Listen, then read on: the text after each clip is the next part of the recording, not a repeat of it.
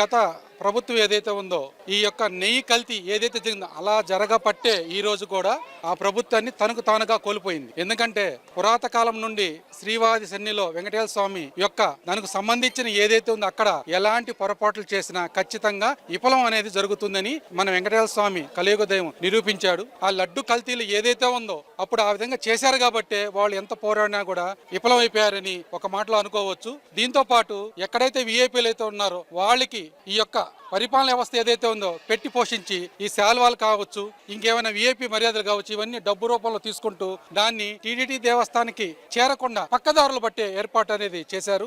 అయితే దీంతో పాటు కంప్లీటెడ్ గా మనం సమర్పించిన ముడుపులు ఏవైతే ఉన్నాయో భక్తులు ముడికట్టి అమ్మవారికి అయ్యవారికి ఇచ్చిన ముడుపులు ఏవైతే ఉన్నాయో ఇవన్నీ కూడా కంప్లీటెడ్ గా ఎవరికి చెందాలి? ఆ కలియుగ దైవం చెందాలి. ఇలాంటి యొక్క డబ్బును కూడా పక్కదారి పట్టించి కంప్లీట్ గా చాలా దారుణం చేశారు. అయితే ఈ ప్రకృతి ఏదైతే ఉందో అది చూస్తూ ఊరికే ఉండదు.